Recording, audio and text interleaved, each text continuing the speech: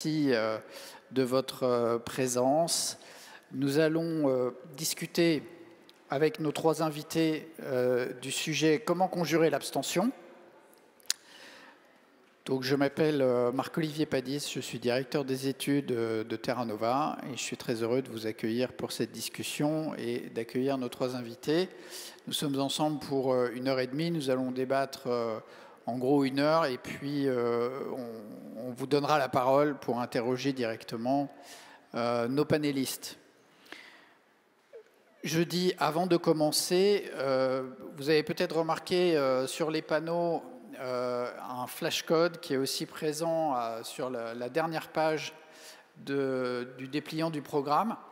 C'est un flashcode qui vous renvoie en fait vers le site internet de Terra Nova. Vous pouvez aussi vous connecter directement sur tnova.fr. Et c'est une enquête participative que nous faisons. C'est un format tout à fait inédit en France. Et on révélera les résultats de cette enquête ce soir. Donc vous avez encore tout l'après-midi pour voter et faire voter. C'est un système où vous pouvez voter à des propositions qui sont faites par les participants au sondage eux-mêmes. Donc c'est un format tout à fait original. C'est aussi une occasion de découvrir cela. Alors, comment conjurer l'abstention? Je vais vous présenter d'abord nos trois invités. Donc à côté de moi, Laurence Denervaux, qui est directrice de Destin commun, et elle vous présentera d'un mot elle-même cette association tout de suite. Ensuite, à côté d'elle, Nicolas Duvou, qui est universitaire et chercheur, sociologue à Paris 8. C'est un spécialiste des inégalités. Il a écrit plusieurs ouvrages sur le sujet, notamment le dernier qui vient de paraître, qui s'appelle « L'avenir confisqué ». Inégalité de temps vécu, classe sociale et patrimoine au PUF, que vous pouvez trouver à la librairie qui est dans la salle à côté. Et je vous recommande d'ailleurs vivement de regarder la table du libraire qui est très très bien composée et qui présente des livres très intéressants. Et enfin, Jean-Daniel Lévy, à côté de moi, merci de nous avoir rejoints aussi, qui est directeur délégué de l'Institut Harris Interactive France. Alors, l'abstention, on peut dire, c'est sans doute le symptôme le plus évident du malaise démocratique aujourd'hui. On a dit ce matin qu'on atteignait dans certaines élections, et même des élections qui étaient réputées intéresser particulièrement les électeurs, comme les élections présidentielles, parfois 50% d'abstention, qui sont des niveaux très très forts qu'on n'avait pas observés jusqu'à présent. Et donc, c'est le sujet de nos rencontres ici, place de la démocratie, crise et renouveau de la démocratie. Est-ce que c'est vraiment le critère le plus évident de la crise de la démocratie, le refus de participer aux élections? Donc, on va se concentrer sur ce sujet dans cette table ronde. Donc, les élections, c'est le moment où le peuple souverain s'exprime, mais s'il refuse de s'exprimer, est-ce qu'on peut encore dire qu'on est dans un système démocratique? Mais l'exercice du commentaire est quand même difficile, puisqu'il s'agit d'expliquer ce que veulent dire des gens en refusant de s'exprimer. D'une certaine façon, c'est le paradoxe. Et la difficulté de nos invités, c'est qu'ils vont devoir parler à la place de gens qui, précisément, disent « ben non, je ne participe pas », qui font entendre leur silence, si je puis risquer cette contradiction. Donc on risque toujours de surinterpréter l'abstention ou de parler à la place des abstentionnistes, de dire « moi je sais ce qu'ils veulent dire », mais c'est aussi un risque, après tout, qu'acceptent les abstentionnistes en ne se prononçant pas, que d'autres parlent à leur place. Encore ceci, les abstentionnistes ne sont-ils pas toujours muets ou silencieux? Alors, sans empiéter sur les analyses, moi, une chose que j'ai retenue, en tout cas sur ce sujet, c'est qu'on compte assez peu d'abstentionnistes endurcis, je dirais, des abstentionnistes systématiques, pardon. Le taux de participation, il varie d'une élection à l'autre. Il n'est pas strictement linéaire, même si tendanciellement il est moins fort aujourd'hui, mais parfois quand l'enjeu de l'élection est très sensible, les gens se remettent à participer.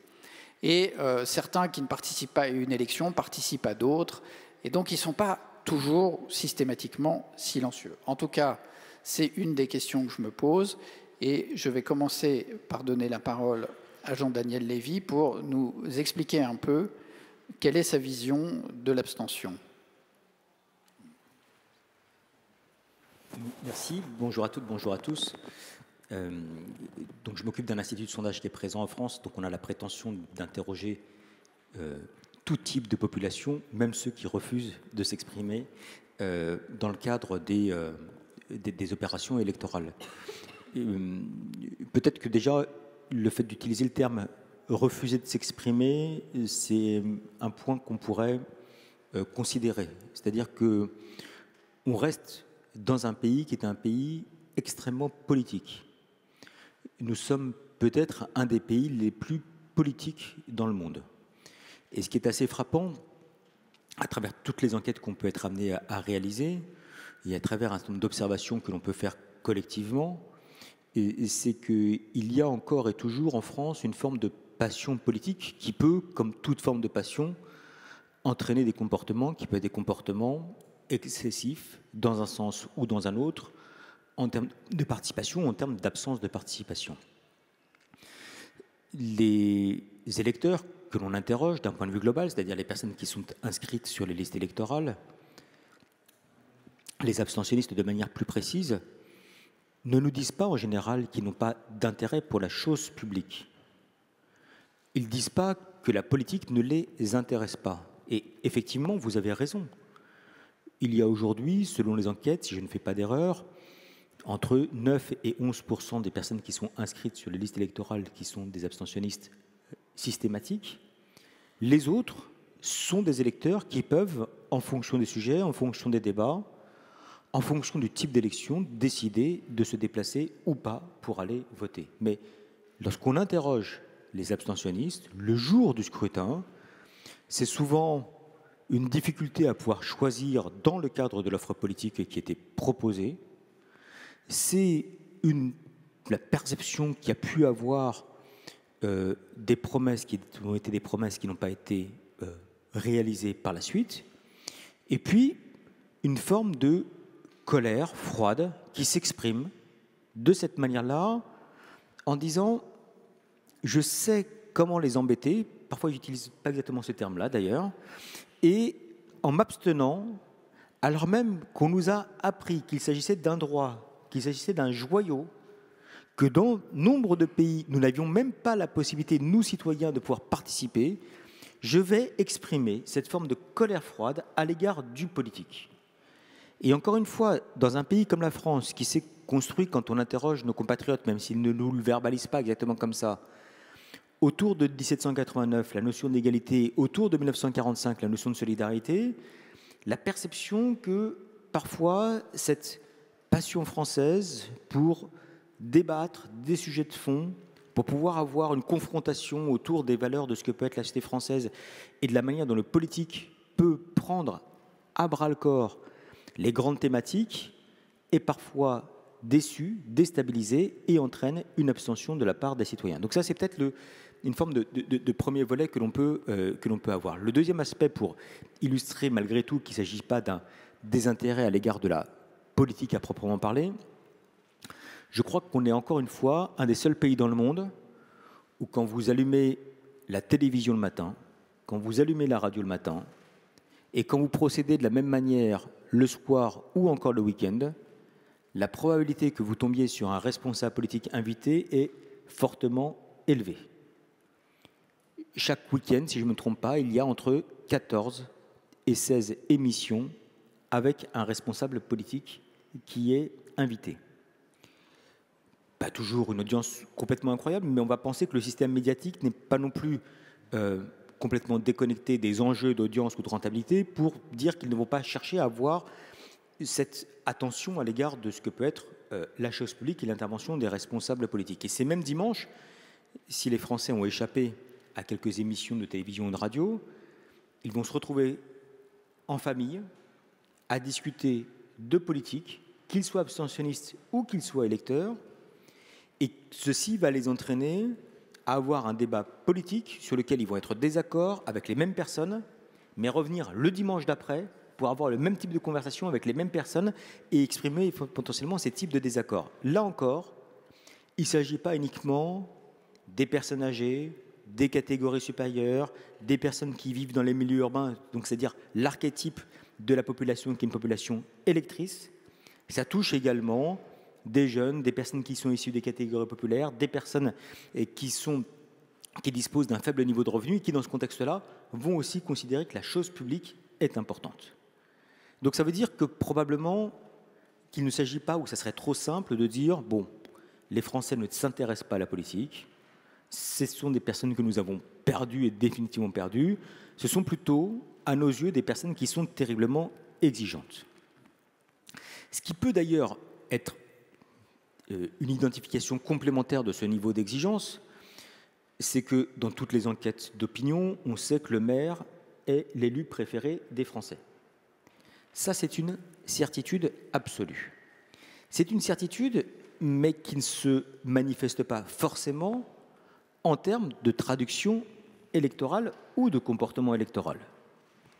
Alors, on peut mettre de côté la dernière session électorale de 2020 qui, comme tout le monde le sait, s'est déroulée en plein milieu de la crise Covid, avec un peu plus qu'une semaine entre le premier tour et le deuxième tour des élections municipales, contrairement à ce qui était fait par le passé. Mais si vous regardez l'évolution de la participation électorale aux différentes élections, et qu'on s'arrête par exemple à 2014, nous avions, à cette période-là, moins des 2/3 des Français qui se sont déplacés pour aller voter pour leur propre maire, pour leur élu municipal. Que nous disaient à l'époque les abstentionnistes ? C'est nous avons le sentiment que le maire est quelque peu dépossédé de ses moyens, qu'il y a une augmentation du nombre de structures qui peuvent présider à la destinée de ma collectivité locale, au premier rang desquelles la commune d'un côté et également les structures intercommunales. Donc avec le sentiment qu'il y a une perte de responsabilité, une perte d'identification des responsabilités, et que là encore, évidemment qu'on est attaché à sa commune. Évidemment que dans l'immense majorité des communes, on connaît personnellement ou pratiquement personnellement le maire, on arrive à l'interpeller, on a la capacité à pouvoir interagir avec lui, mais qu'il y a cette forme d'expression démocratique, en tout cas qui n'est pas vue comme étant antidémocratique de leur part, de s'exprimer à l'égard de l'élection municipale, qui est une élection importante, même lorsqu'il s'agit d'une élection municipale. Et même quand on fait l'analyse en fonction de la taille des communes, on n'a pas un comportement qui serait un comportement pavlovien de vote extrêmement massif dans le cas des petites communes et de vote qui serait beaucoup plus faible dans le cadre des grandes communes.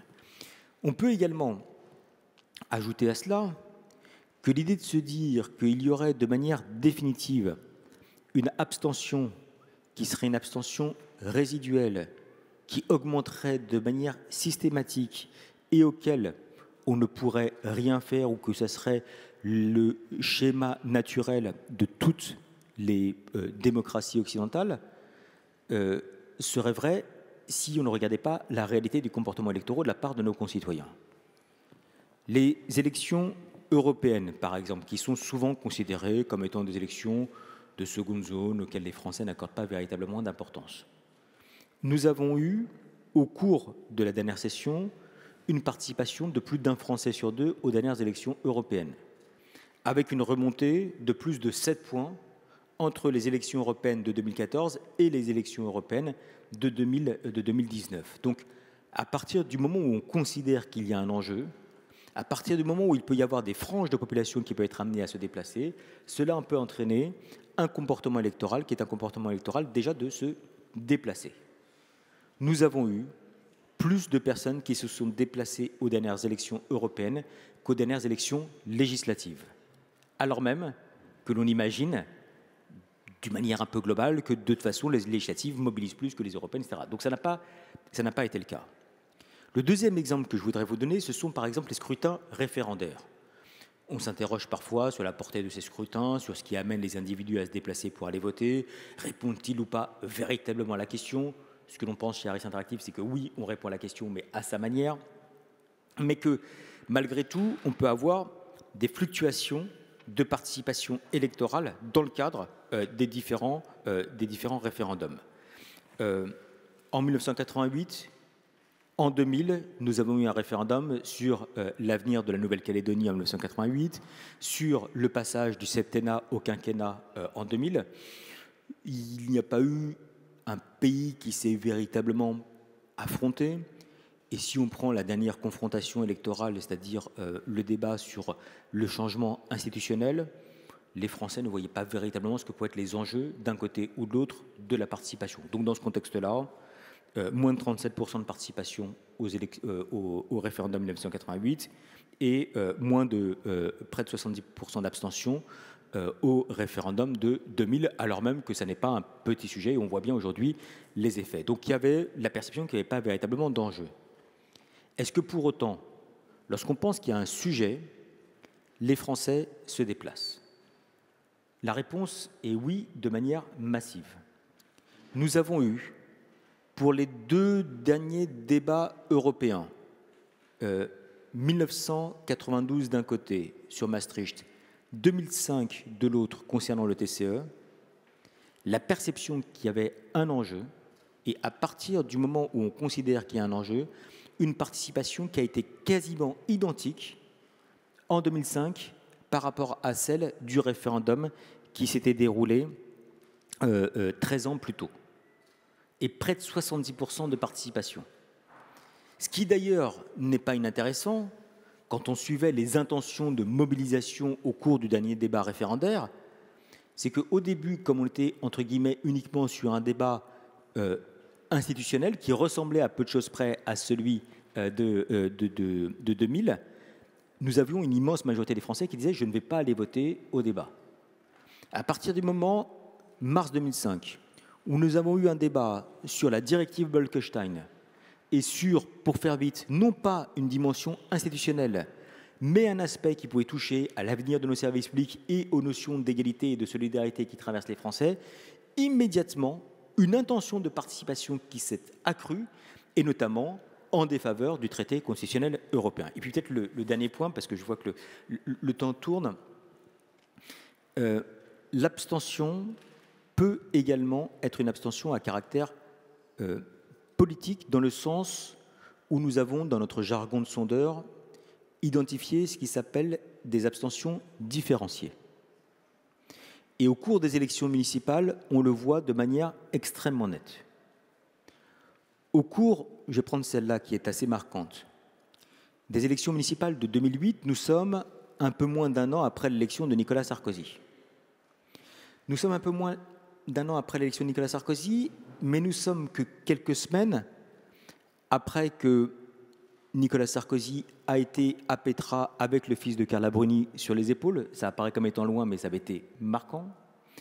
Après qu'il a indiqué qu'à l'époque, entre Carla et lui, c'était du sérieux dans le cadre d'une conférence de presse, et qu'il a eu une attitude qui a été qualifiée de président bling-bling. L'électeur historique de la droite, celui qui se définit comme étant gaulliste, des personnes qui sont des personnes âgées, des personnes qui ont voté pour Nicolas Sarkozy au premier tour de l'élection présidentielle de 2007, ont voulu adresser un message au président de la République. Pour eux, il était impossible de prendre un bulletin de vote de gauche.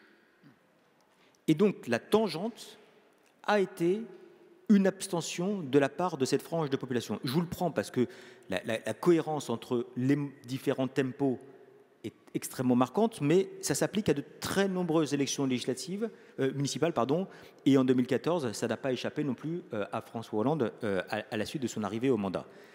Dernier point qui nous a d'ailleurs extrêmement marqué, et j'en finirai par là, le référendum de 2000 a créé des abstentions extrêmement manifestes dans des bastions de la droite traditionnelle.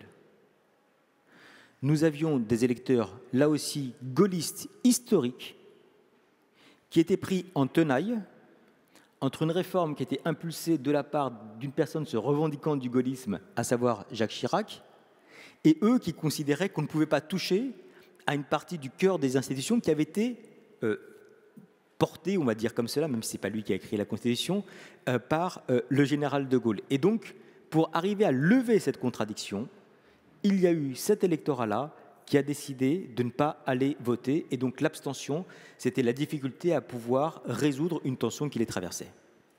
Merci beaucoup. Alors, on va se tourner vers Laurence de Nervaux qui, avec Destin commun, vous avez fait une étude particulière justement sur ces abstentionnistes. Vous allez nous en dire un mot. Oui, merci Marc-Olivier. Bonjour à toutes et à tous et merci beaucoup à Terra Nova pour cette invitation. 2 mots d'abord pour vous présenter Destin commun. Nous sommes un think tank qui travaille sur des enjeux liés à la démocratie et à la cohésion sociale, plus particulièrement à la question de la polarisation, ce phénomène qui de plus en plus nous rend difficile le fait d'entendre et d'accepter des opinions divergentes des nôtres. Et Destin commun est la branche française d'une organisation qui est dans 5 pays, aux États-Unis, au Royaume-Uni, en Allemagne, en Pologne et en France, qui s'appelle More in Common, et qui a été créée en 2017, notamment à la suite d'un événement tragique qui a été l'assassinat d'une parlementaire britannique qui s'appelait Jo Cox, qui a été assassinée en juin 2016, juste avant le Brexit, par un nationaliste d'extrême droite. En France aussi, les violences contre les élus, qu'elles soient verbales ou physiques, font partie des signes là aussi de dégradation de la démocratie. Ça a été un petit peu le point de départ de cette initiative qui vise à comprendre en fait les ressorts des tensions et des divisions qui traversent la société française pour trouver des voies de rassemblement et d'apaisement. Avec une méthodologie spécifique qui s'appuie beaucoup, non pas tant sur des indicateurs socio-démo, socio-éco, mais plutôt sur les systèmes de valeurs et la psychologie sociale. Voilà. Alors, nous sommes intéressés à l'abstention, bien sûr, parce qu'il s'agit peut-être d'une des plus grandes divisions dans notre pays, division entre, comme le disait Marc-Olivier, ceux qui parlent et ceux qui ne parlent pas, ceux qui s'expriment, ceux qui ne s'expriment pas. Et nous avons choisi, donc avec la Fondation Jean Jaurès, qui a été partenaire de notre étude, avec Raphaël Lorca, d'avoir une approche qualitative, d'aller interroger des Français. L'étude s'appelait « Dans la tête des abstentionnistes, à l'écoute de ceux qui se taisent ». Cette démarche, on s'est mis à l'écoute pendant 12 heures au total de différents groupes d'abstentionnistes du premier tour des élections présidentielles de 2022. Et cette démarche visait à aller analyser la diversité des profils et la diversité des causes qui motivent l'abstention, sachant que bien évidemment, comme ça a été déjà dit un petit peu par Jean-Daniel Lévy, quand on arrive à, alors quand je parle des législatives, second tour, 53,7% d'abstention, plus de la moitié du corps électoral, bien évidemment, ça ne peut pas être simplement un portrait robot qu'on décrit souvent sur les plateaux télé à l'issue des scrutins, voilà, le jeune de milieu défavorisé, peu éduqué, etc. Bien évidemment que c'est plus divers que ça. Alors, qu'est-ce que nous avons entendu pendant ces 12 heures d'écoute avec les abstentionnistes? Qu'est-ce qu'il en est ressorti? Quelles sont les principales causes de l'abstention? Je vais demander à la régie de peut-être mettre sur l'écran un slide qui nous a permis si vous voulez, de sérier l'analyse de ces causes de l'abstention et de les organiser selon 2 grandes dimensions. En horizontal, c'est est-ce que les critiques à l'égard, les critiques qui sont émises sont à l'encontre de la politique en tant que système ou bien des politiques, du personnel politique. Et puis en vertical, est-ce que ce sont des critiques sur la forme en bas ou sur le fond?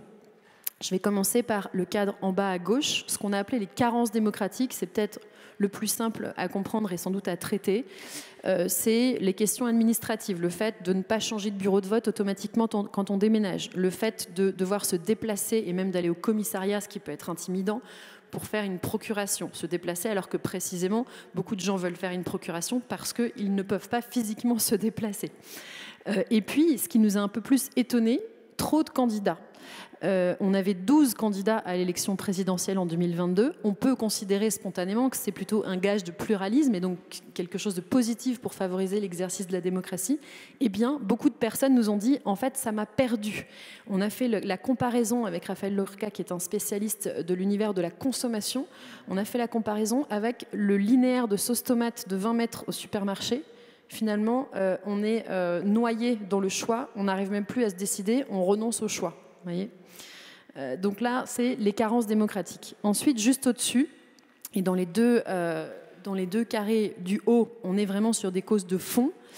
On a ce qu'on a appelé la perte de foi, avec ce terme qui n'est pas choisi au hasard, c'est quasiment religieux en fait. Autrefois, justement, le rapport à la politique était quasiment de l'ordre du religieux ou du sacré. On allait voter comme on allait à la messe. Il y avait une forme de rituel et qui au-delà du jour du vote, en fait, était lié à une forme de transcendance qu'on mettait dans la politique. Aujourd'hui, tout cela s'est dilué et on a plutôt, ce qui s'est beaucoup exprimé dans ces groupes, un sentiment d'impuissance du politique, un sentiment d'inutilité du vote et de désenchantement profond vis-à-vis de la politique. Troisième catégorie en haut à droite, ce qu'on a appelé le fossé, et vous voyez que le plus gros rond, donc encore une fois c'est du quali, mais quand même il y a certains arguments qu'on a entendus beaucoup plus souvent que d'autres, le sentiment de déconnexion du personnel politique. Cette déconnexion se traduit notamment dans deux dimensions. Leur rapport à l'argent, ils auraient un rapport, je parle au conditionnel, c'est les Français qui s'expriment, c'est pas moi directement, ils auraient un rapport déréglé à l'argent et un rapport de l'ordre de la déconnexion aussi au travail. Beaucoup de gens ont dit ils ne font pas un vrai travail, entre guillemets. Voilà. Et puis, en bas à droite, quelque chose dont on a parlé ce matin notamment, l'éthos des politiques, leur manière d'être. Énorme rejet massif de ce qui a été qualifié de politique spectacle. Les gens ont employé des termes comme le Muppet Show, le carnaval, c'est une vaste blague, etc. Et la guerre des égos, les combats de coqs, voilà. Tout ça, ce sont des choses qu'on connaît très bien, mais il faut y insister parce qu'aujourd'hui, les Français atteignent un niveau de rejet qui est de l'ordre de l'écœurement. Et encore, cette étude a été réalisée avant les législatives. Tout ce qui s'est passé à l'Assemblée nationale depuis est venu renforcer encore ce sentiment de rejet. Voilà. Alors, au-delà de ces quatre dimensions et de ces causes structurantes de l'abstention, ce qui a été intéressant, et c'est l'intérêt du quali, c'est qu'on a pu analyser ce qu'on a appelé le paysage mental des abstentionnistes et leur parcours de vie, toute une notion de ressenti, de subjectivité que Nicolas Duvoux analyse aussi de son côté. Et qui a fait ressortir, alors je rejoins totalement Jean-Daniel Lévy qui disait les abstentionnistes ne sont pas des gens qui se désintéressent de la politique, ces gens en fait regardaient à la télévision des émissions politiques, avaient des connaissances et un avis souvent. Leur relation à la politique est plutôt de l'ordre du désarroi, de la désillusion et de la défiance. Ce terme de défiance est totalement structurant, je pense, pour comprendre l'abstention et aussi, et c'est vraiment les deux faces d'une même pièce, défiance à l'égard de l'information. Et justement, comme Jean-Daniel Lévy l'a dit également, notre rapport à la politique passe par notre rapport à l'information et aux médias. Or, on a entendu beaucoup de ces abstentionnistes dire, par exemple, un journaliste qui dit la vérité n'est plus un journaliste, les journaux sont des tissus de mensonges, etc. Des phrases comme ça qui dénotent vraiment d'un rejet massif, d'une défiance très très élevée vis-à-vis de l'information. Et du coup, en fait, je vous disais que Destin commun s'appuie beaucoup sur l'analyse des systèmes de valeurs. On a élaboré, en fait, et c'est notre grille de lecture dans toutes nos enquêtes, une segmentation de la société française qui distingue 6 grandes familles qui chacune sont très homogènes mais qui sont très différentes des autres. Et ça nous a permis, dans cette étude sur l'abstention, d'identifier justement différents profils d'abstentionnistes en comprenant bien leur paysage mental et leur parcours de vie. Donc on peut peut-être passer au second slide que je vais commenter.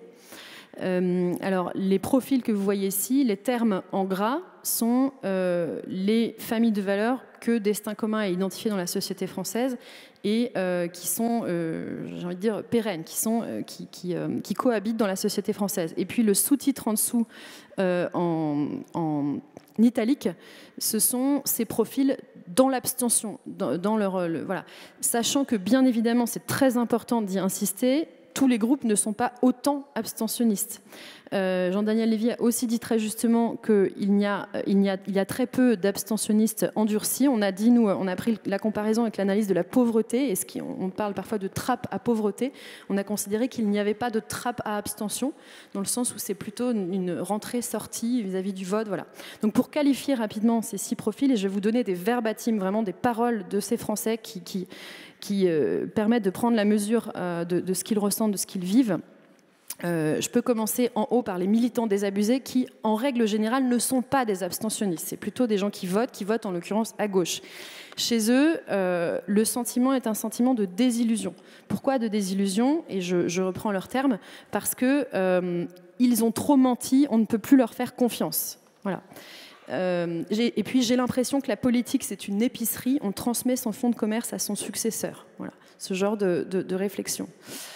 Ensuite, les identitaires, eux non plus ne sont en règle générale pas souvent abstentionnistes et ils votent principalement à l'extrême droite, mais c'est un groupe dans lequel la défiance est particulièrement élevée et balaye tout sur son passage, y compris, par exemple, la confiance qu'on pourrait avoir dans la personne à qui on confie sa procuration. On a demandé dans ce groupe, mais est-ce que vous n'auriez pas eu envie de confier votre procuration à quelqu'un ? Ah non, parce que qui me dit que cette personne n'aurait pas changé mon vote ? Même une personne que je connais, à qui je suis censée faire confiance. Voilà. Donc c'est une illustration du niveau de défiance auquel on peut avoir affaire dans certains de ces groupes. Je retrouve mes petits verbatims, voilà. Et puis une peur vraiment qui balaye tout sur son passage. Une phrase qui disait « On a l'impression que les gens se sentent agressés, alors ils agressent avant d'être agressés ». 3 fois le mot « agresser » dans la même phrase. Ensuite, on arrive aux libéraux optimistes, et là on retrouve le terme d'exigence dont parlait Jean-Daniel Lévy. Tous ceux de ce groupe-là étaient des primo-abstenants. C'était la première fois qu'ils ne votaient pas. Et c'est plutôt un groupe qui est proche de la majorité présidentielle. Donc pourquoi se sont-ils abstenus ? Cette exigence, pour eux, elle s'est traduite par un agacement d'une campagne qui aurait été bâclée. J'ai reçu les professions de foi 2 jours avant le scrutin. C'est ridicule, on s'est moqué de nous, etc. Et puis c'est eux aussi qui disaient qu'il y avait trop de candidats, ça reflète la division de la société française. Et puis, plus fondamentalement, un rapport à la politique où ils disent en fait, je ne compte pas sur la politique pour changer ma vie. Eux, leur logiciel, c'est le travail, la réussite individuelle et un logiciel relativement individualiste en réalité. Les stabilisateurs, tout en bas, qu'on a appelés les modérés lassés, ce sont eux qui ont le plus exprimé un rejet de la politique spectacle et de la guerre des égos. Ce sont des gens qui sont attachés à la modération, à l'harmonie. Quand ils entendent ce qu'ils ont appelé un combat de coq, ça les irrite très profondément. Et ils disent « j'ai préféré me retirer, ne même pas voter, parce que je n'en peux plus de cette guerre permanente ». Les attentistes sont, avec les laissés pour compte, les 2 groupes où on trouve en quantitatif le plus d'abstentionnistes. Les attentistes sont plus jeunes que la moyenne. Et là, c'est souvent une réaction de l'ordre du repli sur un cocon familial, en fait, face à un monde qui serait complexe, dangereux. J'évite de parler politique parce que c'est trop clivant, nous dit Tony qui habite à Montpellier. Et puis également, dans tous les cas, je me dis qu'il faudra subir dans le positif comme dans le négatif.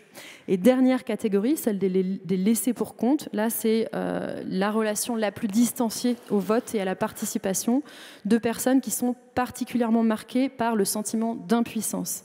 Avec ce verbatim qu'on a mis en exergue de notre étude qui est très marquant, je trouve, cette femme qui habite d'ailleurs à Villers-lès-Nancy, à 2 pas d'ici, Anne, 48 ans, les prénoms évidemment sont toujours changés, qui disait c'est comme quand on va à la boucherie ou à la CAF, on prend un numéro et c'est tout.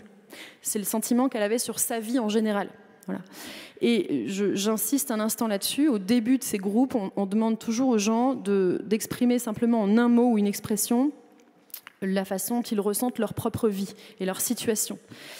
Plusieurs expressions de l'ordre de perdu, sur un fil, en tension, quoi d'autre encore. Toutes ces expressions qui expriment un très très profond désarroi et sentiment d'impuissance et qui permettent de toucher du doigt le fait que la critique en irresponsabilité qu'on formule parfois à l'encontre des abstentionnistes, en réalité est complètement inopérante quand on a affaire à des gens qui sont dans ce ressenti, dans ce vécu et dans cette position dans leur vie. Voilà. Et donc chez ces laissés pour compte, une défiance telle qu'une autre personne avait fini par dire « Il y a quelques années, j'ai déchiré ma carte d'électeur ». Donc symboliquement, la rupture est assez totale. Voilà. Merci Laurence. Je vais donner la parole à Nicolas. On comprend avec cette typologie proposée par Destin commun que on ne peut pas décrire en 2 traits rapides les gens qui sont éloignés du vote ou qui se sentent à distance de la vie politique. Et donc quand on réfléchit sur les inégalités comme vous, qu'est-ce que ça vous inspire comme réflexion ? Merci beaucoup. Et d'abord, 2 interventions passionnantes et par rapport auxquelles je vais me situer pour essayer d'apporter quelques éclairages, bien sûr, complémentaires.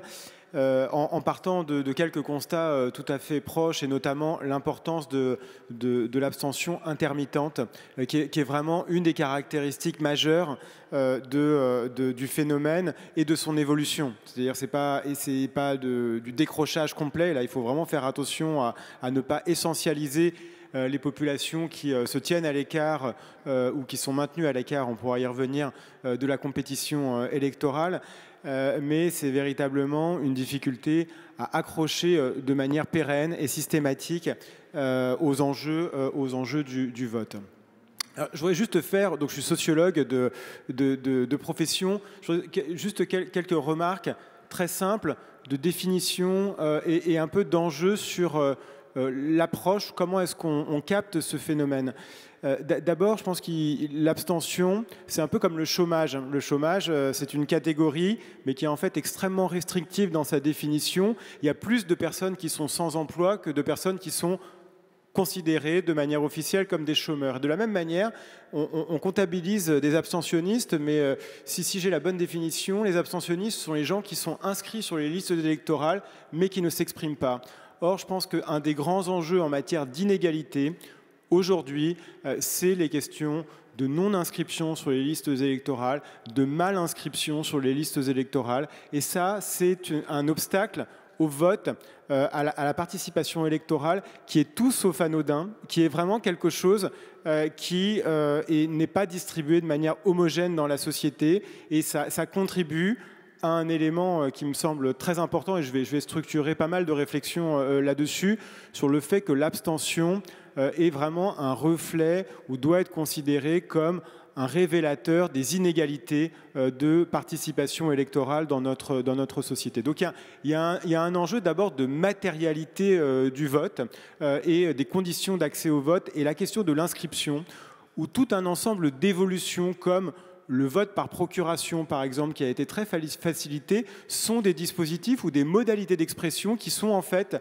pas du tout anodines du point de vue des effets sociaux. Ça va favoriser des groupes, des catégories qui ont plus de capacité à se faire représenter, à voter à distance, à faire appel à des médiations que d'autres. Et donc on a des évolutions déjà des procédures électorales elles-mêmes qui contribuent à un certain nombre d'inégalités. Alors après, il y a un certain nombre, je pense, de choses qu'il faut dire, même si elles ne sont pas du tout originales, mais en 1986, notre collègue Nona Meyer avait écrit un article qui s'intitulait de manière significative « Pas de chrysanthème pour les variables sociologiques dans l'analyse de la pratique électorale et de l'abstention ». Et donc, elle disait quelque chose de très simple. En fait, il y a des variables extrêmement lourdes. Alors, l'âge, c'est complexe, on pourra y revenir, mais le niveau de diplôme, le niveau de la position socio-professionnelle, le niveau de vie, le niveau de revenu, qui sont des prédicteurs très importants du différentiel d'abstention dans la société. Et donc on pourrait dire 1986, c'est très ancien, sauf que ça a été absolument confirmé par des spécialistes éminents, Jean-Luc Dormagène, Céline Braconnier, Baptiste Coulmont, dans un article qui portait sur la séquence 2017 et qui montrait quelque chose d'assez simple, régression sur les enquêtes électorales de l'INSEE à l'appui, qui disait en fait la faible mobilisation électorale va renforcer le poids des variables lourdes, des variables sociologiques dans la compréhension de l'abstention. Donc on est sur des choses assez basiques, mais je pense que le point essentiel, c'est de ne pas isoler l'abstention des autres formes d'expression des inégalités dans la société et qui peuvent paraître parfois assez contradictoires. Par exemple, on pourrait se dire les catégories qui vont le plus être bénévoles dans des associations, c'est des catégories, par exemple, des gens qui travaillent moins, des gens qui sont en difficulté parce qu'elles ont du temps, tout simplement. Et on observe exactement le contraire. C'est-à-dire que les catégories qui donnent le plus de temps sont aussi celles qui ont la vie familiale la plus remplie, qui ont la vie professionnelle la plus investie. Et donc, on a des formes de cumulativité, des formes de participation à la société et des formes de non-participation à la société. Et ça, je pense que c'est vraiment quelque chose, il ne faut pas isoler le vote des autres modes de participation à la société et ne pas isoler l'analyse de l'abstention du caractère cumulatif dans un sens ou dans un autre de la participation ou de la non-participation à la société. Alors ça c'est vraiment un point qui me semble tout à fait décisif et là-dessus il y a une très très grande solidité des travaux scientifiques. Donc on pourrait avoir, voilà, quand on réfléchit comme ça, on pourrait dire, bon ben voilà, on comprend, puisque les causes, les facteurs prédictifs, c'est encore une fois le niveau de vie, la position dans la hiérarchie socio-professionnelle ou encore le niveau de diplôme, et ben on comprend déjà pourquoi les classes populaires sont les plus exposées à l'abstention. Alors encore une fois, les questions d'inscription sur les listes électorales, les questions de transformation des procédures, à mon avis, ne sont pas du tout à négliger. Mais je pense que quand on a fait ce diagnostic-là, on n'a fait qu'une partie du chemin. Qu'est-ce que je veux dire par là? C'est qu'on a aujourd'hui des analyses un peu plus fines qui nous permettent de comprendre que si on prend, qu'on a un grand intérêt à porter attention à l'hétérogénéité des groupes et notamment des catégories populaires qu'on a souvent tendance à essentialiser comme ça dans les représentations médiatico-politiques ou dans le sens commun. Qu'est-ce que je veux dire? C'est qu'on a des travaux qui nous montrent que si vous prenez des gens, des individus qui appartiennent au même groupe professionnel, on veut dire les ouvriers par exemple, ou à un ensemble de groupes professionnels. Alors, il y a une grande diversité au sein des mondes ouvriers, mais disons que vous regardez des gens qui sont relativement proches du fait de leur activité, de leur position professionnelle, et vous constatez que l'abstention est beaucoup plus forte quand vous ne participez pas de manière quotidienne à un collectif de travail. Donc il y a des dynamiques d'entraînement par la participation quotidienne à des collectifs. En fait, vous êtes pris dans la conversation politique. D'abord parce que la radio vous en parle, mais la radio ne suffit pas. Le fait d'avoir un relais de ce que vous avez entendu ou pas à la radio dans une discussion à la machine à café, à la cantine, dans des interactions avec vos collègues, est un très très puissant moteur de participation électorale, on va dire, toute chose égale d'ailleurs du point de vue de la position socio-professionnelle. Et là, ça dit quelque chose quand même sur le rapport au travail. Ça dit quelque chose sur une forme d'individualisation subie dans la société pour celles et ceux, et ils sont nombreux, on le sait, dans un certain nombre de professions qui exercent leur activité seules. Une aide à domicile, elle est seule. Elle est entourée parce qu'elle voit des gens, qu'elle porte, elle porte évidemment de l'aide, du soin, mais elle circule seule, elle n'est pas dans un collectif de travail structuré qui l'accompagne dans sa vie quotidienne. Et de la même manière, l'environnement familial est quelque chose qui, à groupe d'appartenance sociale inchangé, va contribuer à faire que l'on vote plus. Encore une fois, les relais des relations sociales fondamentales de proximité dans la quotidienneté, la famille par exemple, ou l'environnement du collectif de travail sont des déterminants majeurs pour penser des différences et des choses un peu saillantes à l'intérieur d'un même groupe. Et un dernier point, parce que ça me semble là aussi très important de dire qu'il y a deux éléments du contexte social plus large qui comptent. Le premier, c'est la difficulté à penser son inscription dans la société avec une forme de pérennité ou au moins de stabilité. Et de ce point de vue-là, on s'est beaucoup interrogé évidemment sur les effets du chômage. Mais je pense que la précarité de l'emploi, l'exposition à la précarité et aux perspectives négatives sur sa trajectoire sociale sont aussi importantes à prendre en compte. Et un dernier point qui participe peut-être de l'équation, c'est la difficulté des organisations politiques à faire monter, si on peut le dire comme ça, des individus qui appartiennent aux catégories populaires. Et là, il y a des travaux de sciences sociales aussi remarquables. Je pense au livre de Raphaël Chalier qui s'appelle « Simple militant », qui montre, en s'intéressant aux Républicains, au Parti communiste et au Rassemblement national, donc il a 3 monographies très intensives, à quel point dans ces organisations, donc gauche, droite, on peut dire, vont en fait sélectionner vraiment les personnes qui vont les représenter avec des mécanismes d'exclusion des catégories populaires. Et donc un déficit de reconnaissance, de capacité à se reconnaître dans des acteurs qui sont à l'image finalement des groupes dont on cherche à reconquérir les suffrages. Merci Nicolas. Avant de donner la parole à la salle, je voudrais que vous réagissiez tous les 3 Peut-être si vous souhaitez réagir à ce qui a été dit auparavant, mais moi je voudrais vous poser une question. J'ai retenu une expression, d'ailleurs de Jean-Daniel Lévy, c'est dans le fond il n'y a pas de fatalité à l'abstention. Et donc comment est-ce qu'on retrouve de la participation ? Nicolas a dit aussi les électeurs, les abstentionnistes, ils ne se tiennent pas à l'écart, ils sont maintenus à l'écart. C'est-à-dire peut-être aussi les partis politiques ne font pas assez vis-à-vis d'eux.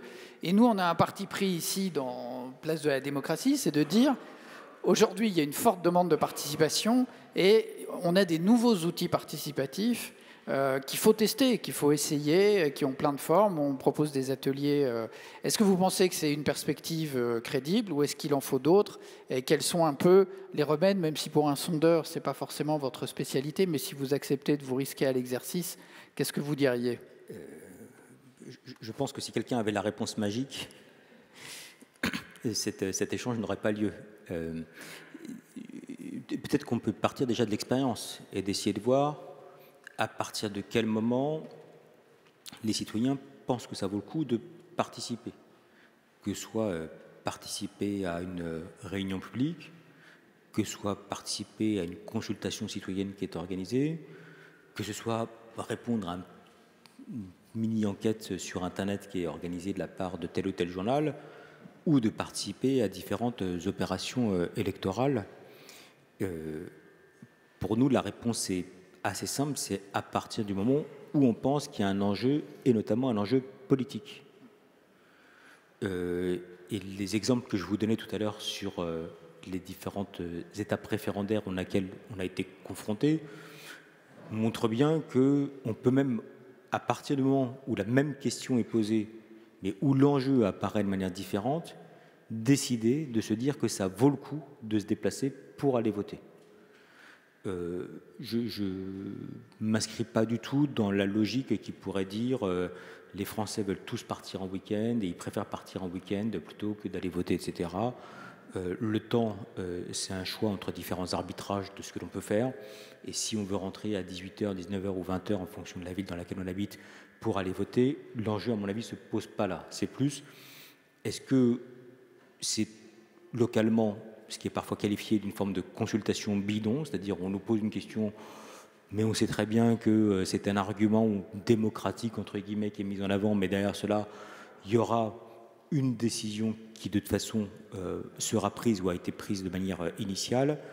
Et lorsqu'il y a une question qui m'est posée, est-ce que je vois des conséquences qui ne sont pas forcément d'ailleurs des conséquences en tant qu'individu, mais également en tant que citoyen, qui peuvent valoir à l'égard de l'ensemble du pays. Peut-être un point complémentaire, parce que je ne crois pas qu'on l'a évoqué, il y a une croissance, notamment au cours des 2 dernières consultations présidentielles, du nombre de bulletins blancs et nuls qui est magistral.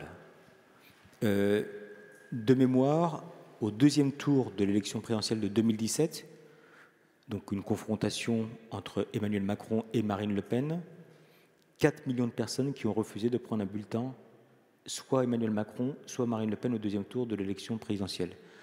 Pour qu'on puisse avoir une petite idée, ça veut dire que sur 100 personnes qui prennent le temps de se déplacer au 2e tour, 12 refusent de choisir entre Marine Le Pen et Emmanuel Macron.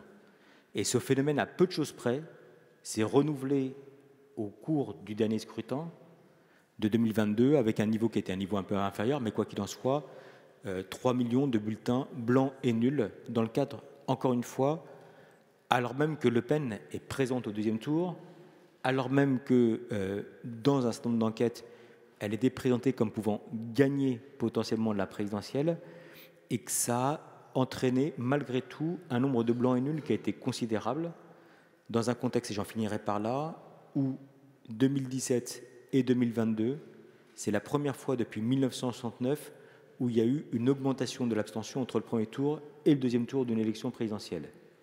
En 69, on s'en rappelle, c'était 2 candidats de droite ou de centre-droit qui étaient présents, qui avaient amené la célèbre formule « c'est bonnet blanc ou blanc bonnet ». Là, on était quand même dans une situation politique, alors même qu'habituellement, on a une progression de la participation entre le 1er tour et le 2e tour de la présidentielle, alors même qu'il y avait Marine Le Pen qui était présente en 2017 comme en 2022, à un double phénomène, montée de l'abstention et également croissance considérable des recours au vote blanc ou nul dans le cadre du deuxième tour de l'élection présidentielle. Mais qu'est-ce que ça veut dire? Ça veut dire, vous pensez que le message des électeurs, au minimum, ce qu'on peut interpréter, c'est nous ne démissionnons pas de nos responsabilités des électeurs.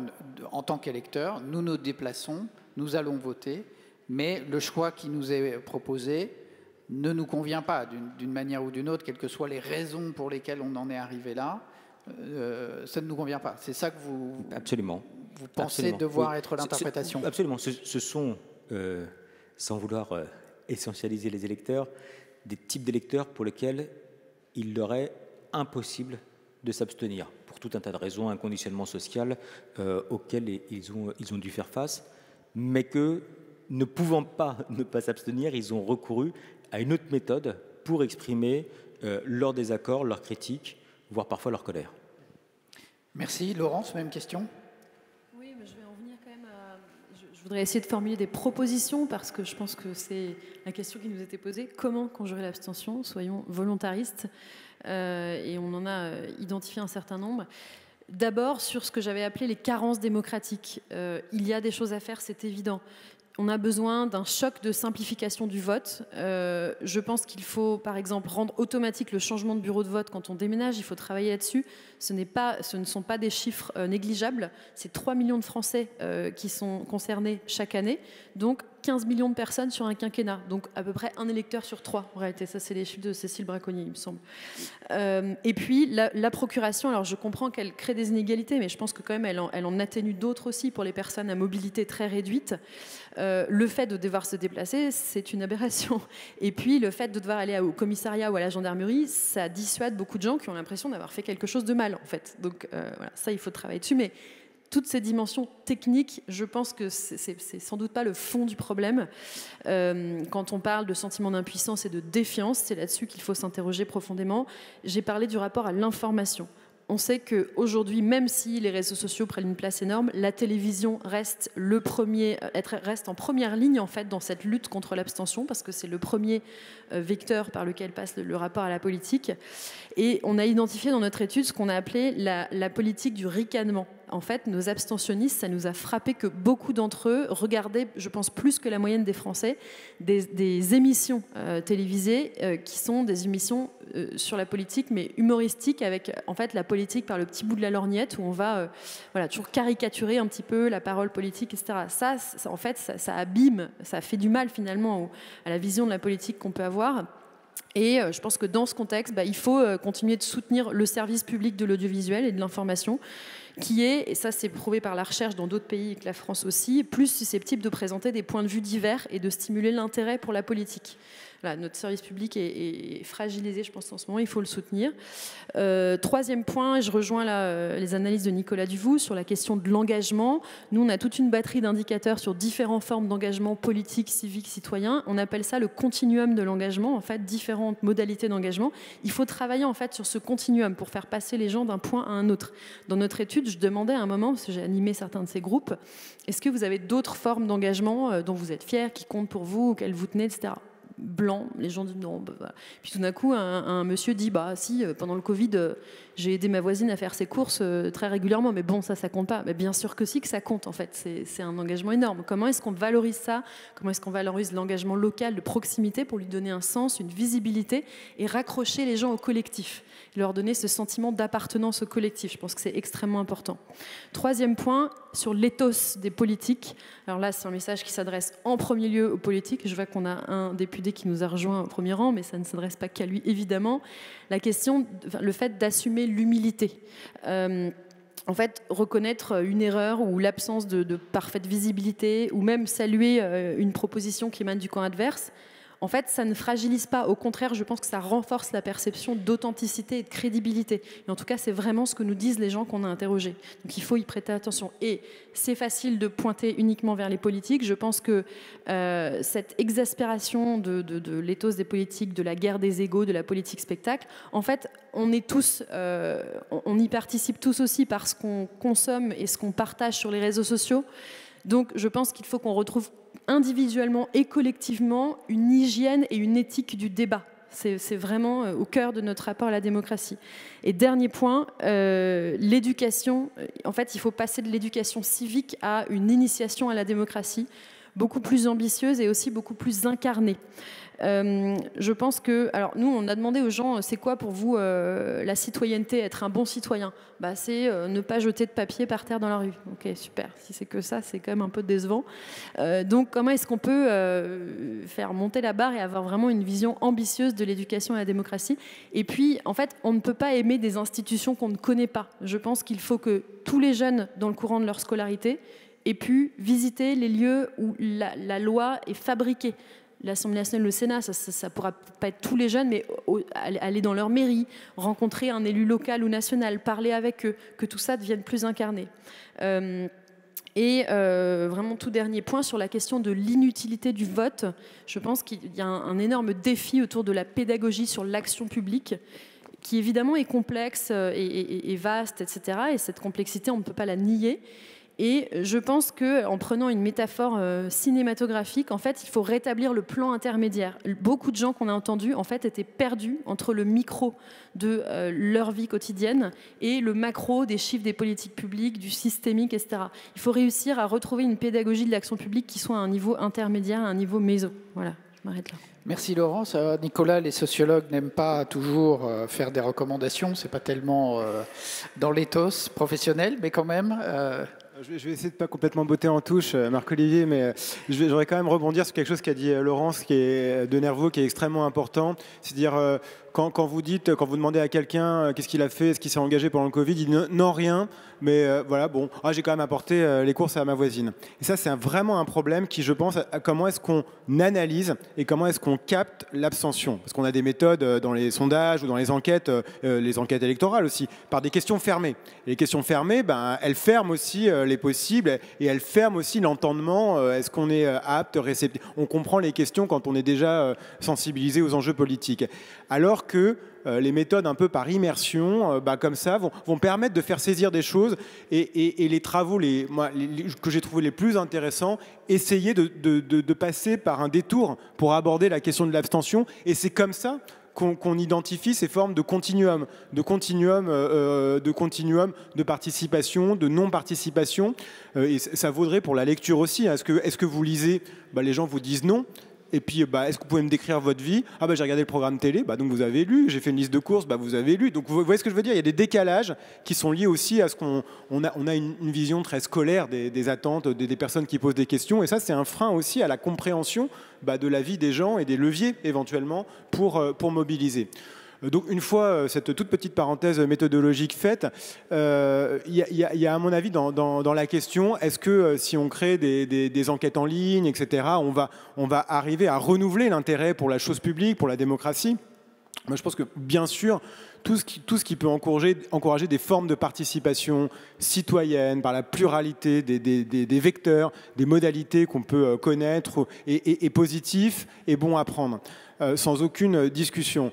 Par contre, c'est la même chose que sur la procuration, c'est qu'il faut veiller aux effets de bord en termes de capacité différenciée à s'en saisir dans la population et ne pas faire en sorte que finalement on se retrouve à innover dans des entre-soi qui sont très stimulants, très dynamiques, mais aussi qui vont contribuer à des fractures que par ailleurs dont on peut être conscient et qu'on peut dénoncer. Donc c'est toujours la difficulté des formes, et c'est pas du tout l'enquête dont tu parlais, c'est, je veux dire, les formes de participation un peu innovantes qu'on va trouver dans les conseils de quartier, dans tout un ensemble de lieux.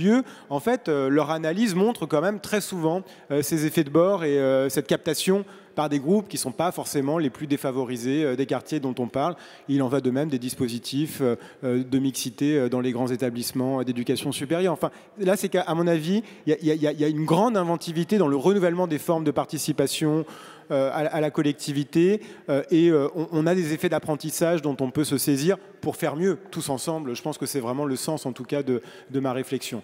Et le dernier point, et là, qui est juste une manière d'essayer de tirer une conséquence pratique d'un point que j'ai évoqué sur l'importance des collectifs de travail, par exemple, en termes de mobilisation. C'est de bien faire attention au fait que la participation électorale ou la probabilité d'aller participer, elle est liée au fait qu'il y a des enjeux. Et ça, je pense que c'est tout à fait évident. C'est-à-dire que les politiques, à un moment, qui sont proposées, l'offre, pour le dire simplement, doit être en capacité de répondre à des enjeux très concrets, très centraux dans la vie des gens.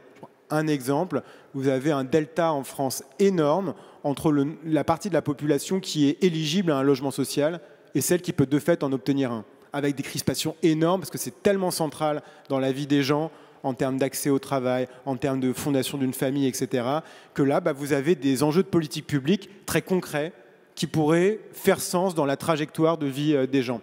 Et à mon avis, là, toucher des enjeux de ce type-là, un peu voilà, entre la mondialisation et puis ce qui se passe dans mon pâté de maison, il y a des enjeux de structuration de la société et puis aussi, c'est en partie ce qu'on fait aujourd'hui, de recréer des formes d'éducation populaire, des formes, encore une fois, de participation élargie sur les enjeux politiques dans le quotidien des interactions ou dans des formes de formation adressées au-delà, par exemple, du cadre scolaire.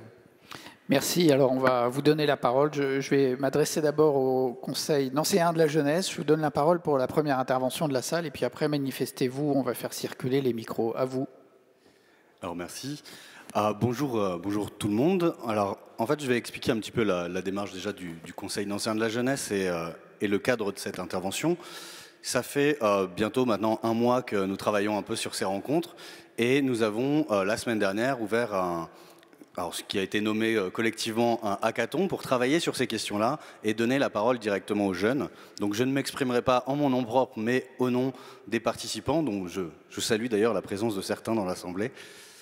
Et si les débats ont été extrêmement riches dans le fond, une question est essentiellement ressortie, c'est une question de forme, et de forme de la question qui est posée aujourd'hui. Comment conjurer l'abstention ?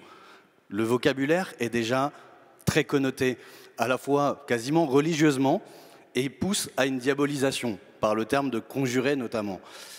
Et de ce fait, et c'est déjà ce qu'on aperçoit dans le débat public aujourd'hui, dans les médias, qu'importe leur forme, l'abstention est particulièrement diabolisée, pointée du doigt, et mène à une culpabilisation des abstenants. Et en tant que jeunes, forcément, nous, on se sent un peu plus ciblés, puisqu'on le sait statistiquement, les jeunes sont bien plus représentés dans les abstentions. Seulement, on peut le voir avec des conseils comme le Conseil nancéen de la jeunesse, l'engagement des jeunes n'a jamais été aussi fort et politique sur le terrain, et notamment sur ces nouvelles formes de démocratie. Donc, la question c'est, ne devrait-on pas plutôt s'attaquer aux raisons de l'abstention au lieu de s'attaquer à l'abstention eux-mêmes et aux abstenants eux-mêmes? Merci beaucoup. Qui veut prendre la parole dans la salle? Oui, madame. Est-ce qu'on peut apporter un micro devant, là, qui fait circuler les micros au deuxième rang? Ah voilà, très bien. Merci, jeune homme. On vous écoute, madame. Oui, j'ai été interpellée par une remarque de monsieur Duvou qui parlait de conversation politique. Et alors, je vais être un peu historique. J'avais 15 ans en 68 et le slogan en 68, c'était « élection piège à con ». Et à ce moment-là, moi, j'avais la majorité à 21 ans. Et je ne me suis inscrite sur les listes électorales qu'à 23, 24 ans. Quand je suis arrivée à la mairie de Dijon pour m'inscrire, on m'a dit il est quand même temps que vous veniez. J'ai dit écoutez, je peux aussi repartir. Et pour moi, c'était déjà le début de ma conversation politique, parce que l'abstention piège à con, c'était déjà pour moi un message politique et je m'intégrais dans cette démarche. Actuellement, je vote. J'ai même fait partie d'un collectif citoyen, mais je suis aussi très partisane du vote blanc. Et le vote blanc n'est absolument pas comptabilisé, n'est pas pris en compte, et il est quand même le reflet de quelque chose. Si l'année prochaine, j'ai le choix, ou dans quelques années, entre Darmanin et Le Pen, je voterai blanc. Donc, je pense que là aussi, il y a quand même des questions à se poser sur cette conversation politique. Merci. Comme ça, le vote blanc s'est exprimé, et on n'est pas obligé de parler à votre place, j'en suis très heureux. Est-ce qu'il y a d'autres interventions de la salle? Tout le monde n'est pas abstentionniste, oui, mademoiselle? Bonjour, j'avais juste une question concernant le vote obligatoire. Est-ce que ça peut être également une solution contre l'abstention? Merci beaucoup. Merci de cette question. Est-ce qu'il y a d'autres questions? Oui, allez-y. Oui, moi, juste une question. Alors, Madame de Nervaux et Monsieur Duvaux, vous avez tous les deux parlé un peu de l'éducation et de cette partie-là et de l'intégration pour Monsieur Duvaux, de l'intégration dans le travail notamment, en relation avec l'abstention. Ma question était, est-ce que il faudrait pas travailler aussi au niveau des établissements scolaires pour avoir une réelle éducation entre guillemets à la politique et en fait nous former en tant que jeunes. Alors moi je suis en première année là maintenant en études supérieures, mais je quitte le lycée. De par mes spécialités en terminale, j'ai été amené à travailler sur des sujets politiques, mais en fait d'autres ne le font pas et donc ne sont pas formés à la politique et arrivent à la majorité, mais n'ont pas pu se construire d'opinion en fait parce que l'établissement scolaire ne leur a pas permis et l'éducation nationale ne leur permet pas. Est-ce qu'il y a pas quelque chose à travailler aussi sur ça au niveau des établissements scolaires, mais peut-être dès le collège et pas forcément au lycée? Merci. Merci. À propos des établissements scolaires, donc en fait, on a commencé hier matin l'ensemble de ce cycle par un atelier avec des lycéens et un atelier délibératif où on apprenait aux lycéens qu'est-ce que c'est que voter sur un projet et surtout qu'est-ce que c'est que faire des amendements à un projet. Et le sujet qu'on leur a soumis, c'était faut-il ouvrir le vote à 16 ans? Et donc je vous donne le résultat de leur délibération. Donc ils ont délibéré entre eux, fait des amendements, etc. Parce que souvent, c'est une proposition qu'on fait. Là, c'est pas émergé dans la discussion, mais de dire pour lutter contre l'abstention, il faut ouvrir le vote à 16 ans. Mais Madame a dit tout à l'heure qu'elle s'était inscrite un peu plus tard sur les listes électorales. Et en fait, c'est ce qu'on observe en sociologie de la jeunesse, ce qu'on appelle la socialisation politique progressive. C'est-à-dire que ce n'est pas à 18 ans et un jour qu'on devient complètement investi dans la vie politique. On le découvre progressivement à travers ses études, ses expériences, ses rencontres, ses sentiments d'injustice aussi, je crois. Et donc, en fait, on devient vraiment actif politiquement plutôt à 24, 25 ans, quand on s'installe finalement dans la vie. Bref, la réponse des lycéens, je vous la livre, c'était non, pas d'ouverture de vote à 16 ans, en tout cas pas pour les élections nationales, 16 ans peut-être pour les municipales, 17 ans pour les départementales, 18 ans pour les élections nationales, et on n'a pas parlé des européennes, malheureusement. Je ne sais pas si ça nous amène à 21 ans, mais c'était très intéressant, je trouve, comme expérience. Alors, on va répondre aux 4 questions. Est-ce qu'on n'est pas en train de trop culpabiliser les jeunes? Le vote obligatoire, une meilleure éducation civique et démocratique, disons, à l'école. Et puis, finalement, sur le vote blanc, vos réactions. En fait, je ne suis pas sûr d'avoir isolé votre question. C'était plus une réaction. Qui veut commencer, Laurence? Allez, je me lance. Sur la question de la culpabilisation, je pense qu'on y a déjà un petit peu répondu. Et le fait de dire traitons les causes profondes plutôt que les symptômes. Et je vous rejoins totalement. C'est pour ça que j'ai dit tout à l'heure que quand on a affaire à des gens qui décrivent leur propre situation, leur propre vie en disant « je me sens perdu, je me sens sur un fil, je me sens comme un pion », ça n'a pas de sens. Le procès en irresponsabilité qu'on leur fait souvent n'a pas de sens. On est à côté de la plaque. Donc là-dessus, je vous rejoins complètement. Et de toute façon, la culpabilisation, elle ne fonctionne pas. Donc il faut plutôt travailler effectivement sur les causes profondes et puis donner envie plutôt que culpabiliser. Ça me paraît évident.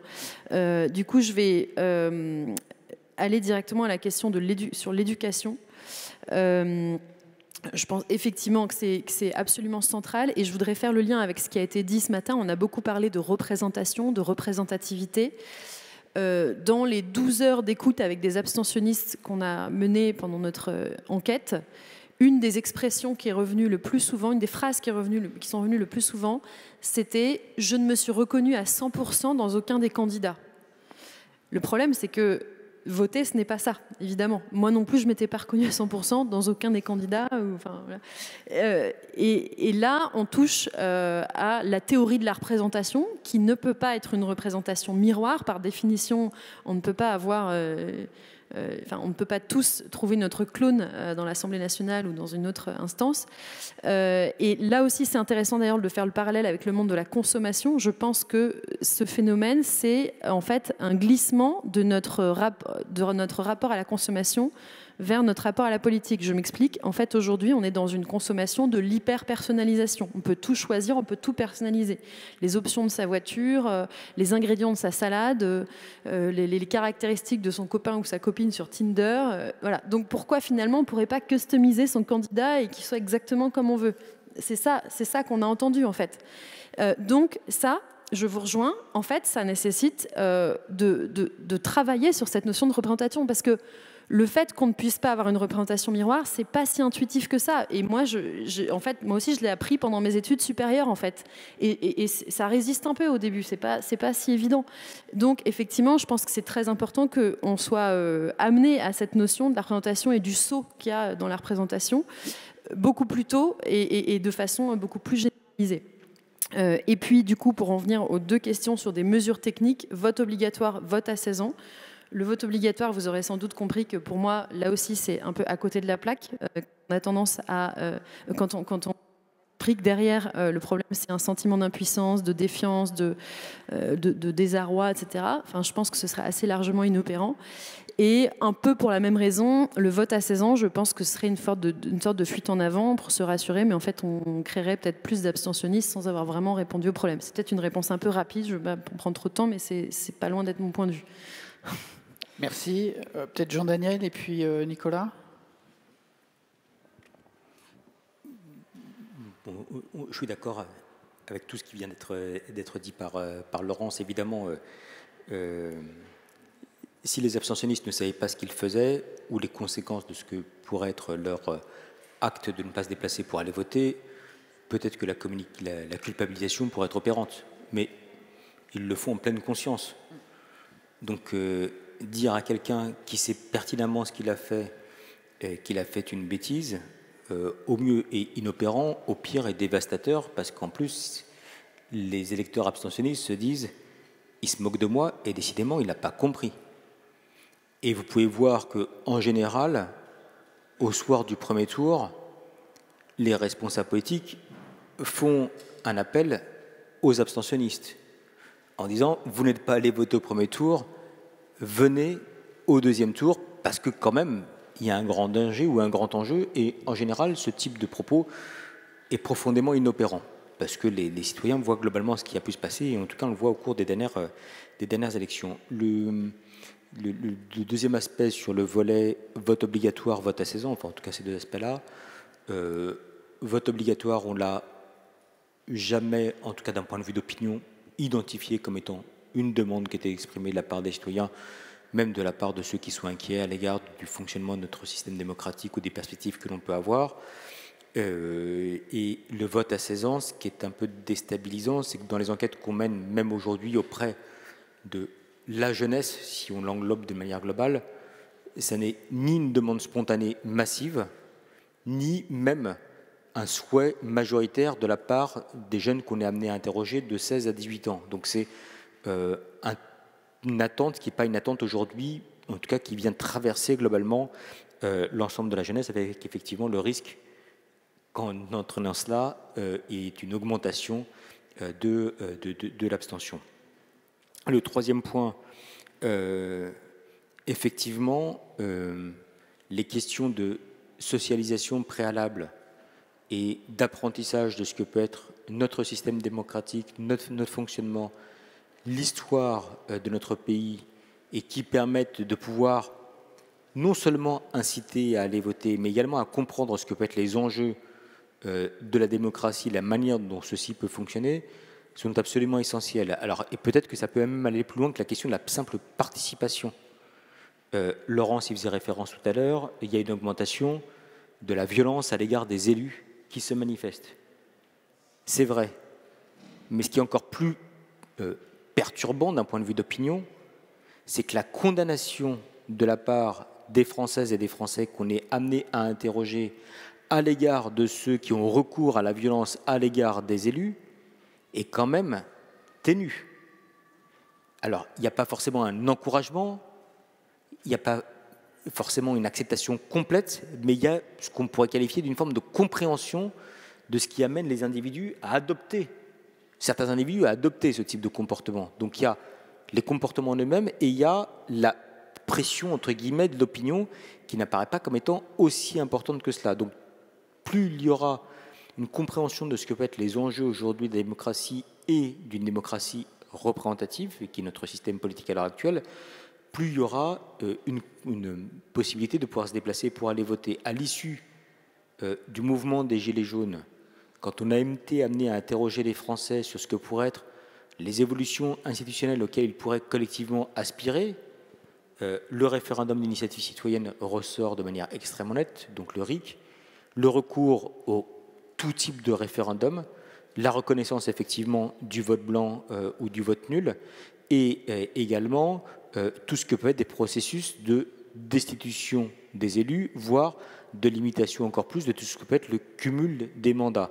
Donc on est aujourd'hui face à des enjeux d'une démocratie représentative qui ne donne pas le sentiment d'être pleinement et qui, dans ce contexte-là, participe pour partie d'une forme de désengagement, notamment de la part des électeurs les plus résiduels. Et puis peut-être le dernier aspect, ou peut-être deux derniers aspects, en 1968, il ne m'a pas échappé, il y a eu plusieurs slogans, mais le slogan « Élection piège à con » était présent. Malgré tout, en fait, quand on regarde au premier tour des élections législatives de 1968, on a un taux de participation de 80%. 80% de participation au premier tour des élections législatives, c'est-à-dire qu'on a eu 16 campagnes électorales depuis 1958 autour des élections législatives. C'est le quatrième plus fort taux de participation. Donc, je pense que le slogan était beau, je ne suis pas sûr qu'il a été tout à fait opérant auprès d'une bonne partie de la population française. Enfin, en tout cas, c'est le cas auprès d'une partie de la jeunesse. Et puis, peut-être un autre volet, parce que je ne l'avais pas indiqué tout à l'heure, mais j'ai été extrêmement frappé de cela. Il y a toutes les conventions citoyennes qui sont organisées de manière assez fréquente. Il y en a une convention citoyenne sur le climat, une convention citoyenne sur la fin de vie. Et nous, à Harris, on a été en charge du recrutement à chaque fois des citoyens pour faire en sorte qu'ils soient vraiment représentatifs de la diversité. Dire aux personnes, vous avez la capacité, à travers un modèle qui va être un modèle d'éducation, c'est-à-dire qu'on va vous livrer des informations, des experts qui vont être en désaccord les uns avec les autres sur des grands enjeux.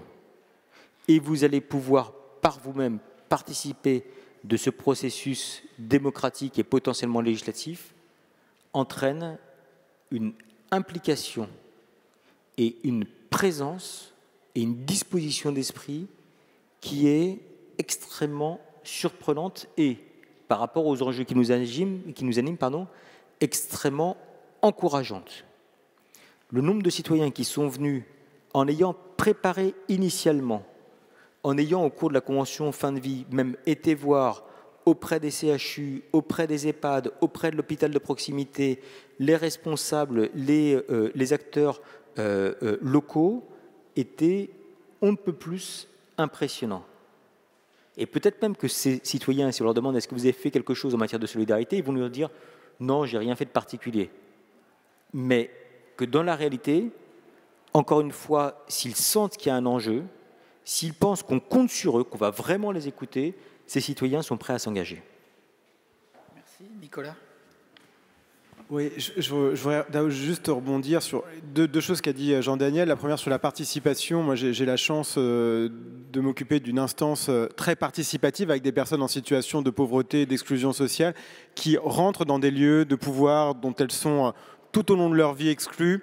Et ça leur procure un sentiment d'utilité sociale, d'anoblissement, on pourrait dire presque républicain. Et je crois que là, on a des formes auxquelles, évidemment, ici, les organisateurs sont très attachés, de renouvellement des formes de la démocratie. Et ce n'est pas parce que ça ne s'adresse pas à des quantités de gens extrêmement importantes que ce n'est pas significatif. Dans l'autre sens, je dirais, Jean-Daniel évoquait la question de la violence envers les élus.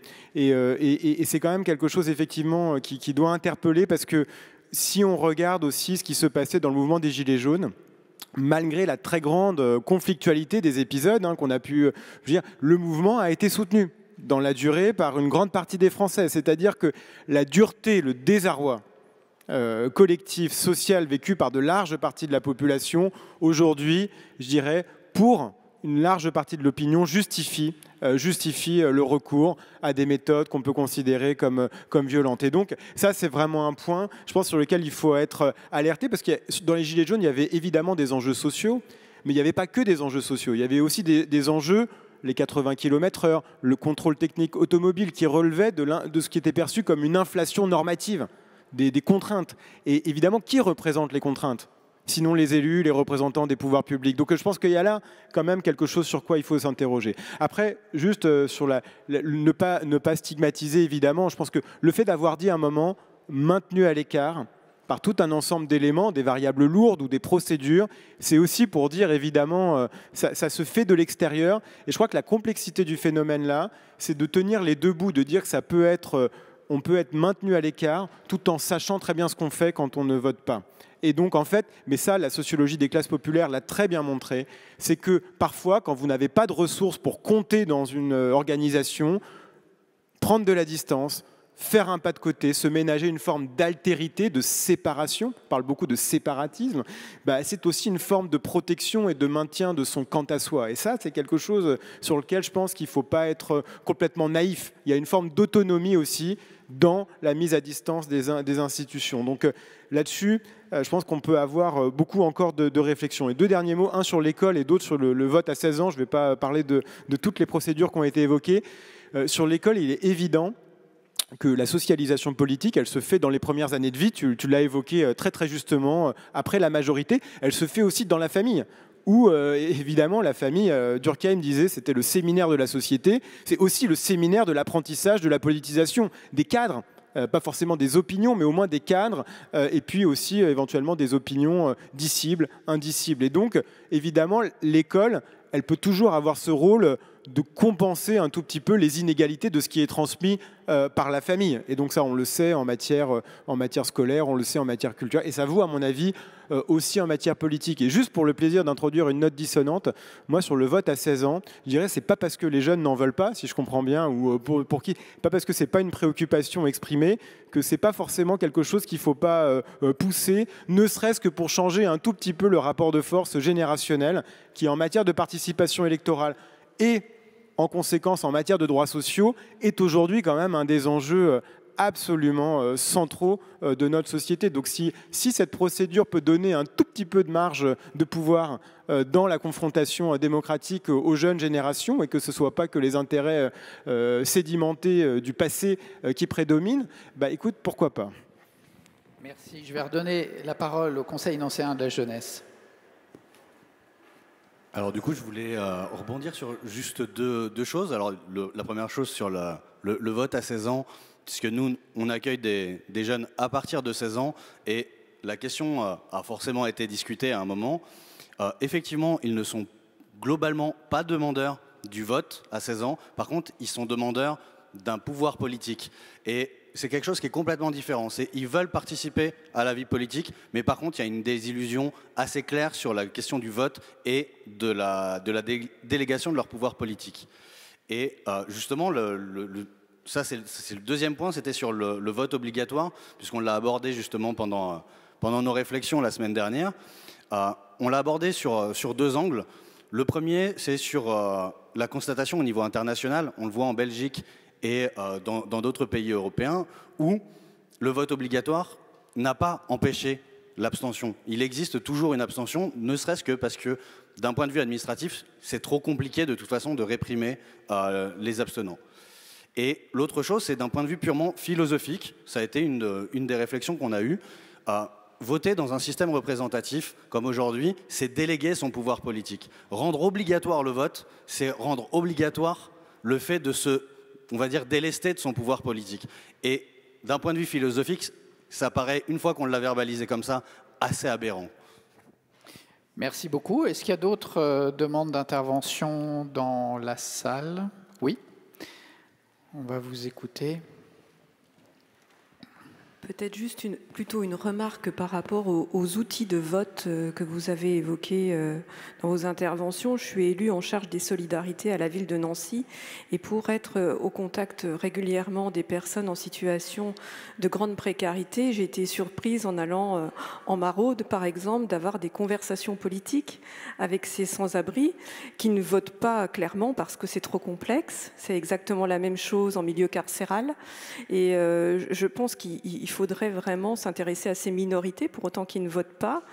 Et d'un autre côté, le constat que nous faisons, c'est que souvent nous sollicitons les citoyens et que beaucoup répondent par voie numérique.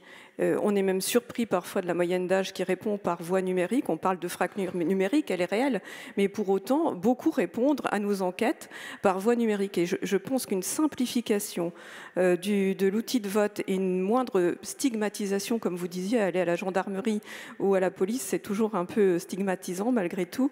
Je pense que c'est vraiment aujourd'hui nécessaire. Merci beaucoup. Oui.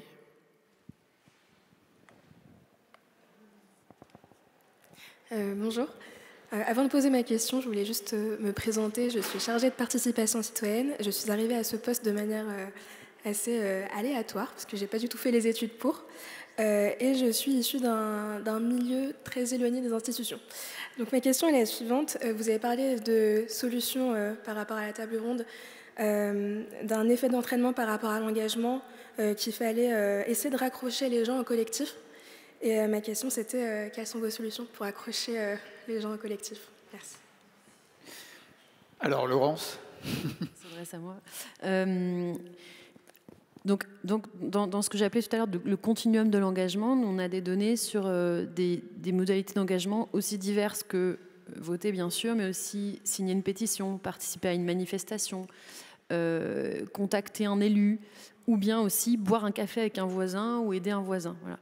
Et justement, en se concentrant sur cette dimension de l'engagement local et de proximité, je pense qu'une des premières étapes pour enclencher une sorte d'engrenage de l'engagement, c'est de le reconnaître et de le valoriser.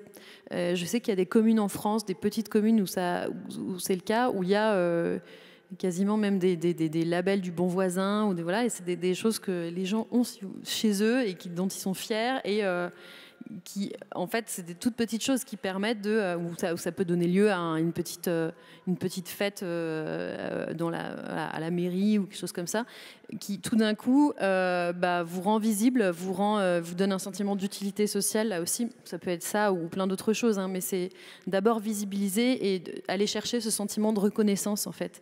Et parce qu'on sait, en fait, là aussi, il y a beaucoup de recherches qui montrent ça, que il y a un effet de l'ordre du cercle vertueux entre l'engagement effectif à un niveau individuel et la confiance à la fois au niveau interpersonnel et dans le collectif.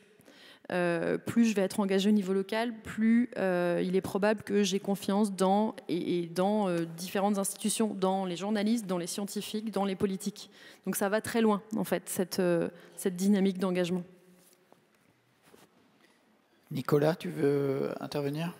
C'est un peu pour conclure, parce qu'on va arriver à la fin de notre conversation. Oui, ce serait une manière de redire ce qui était juste le point de rappel de ces analyses très classiques sur, encore une fois, les variables lourdes, de ne pas isoler l'abstention des autres rapports sociaux, des formes d'inégalité. Et là, pour le coup, c'est dans l'autre sens.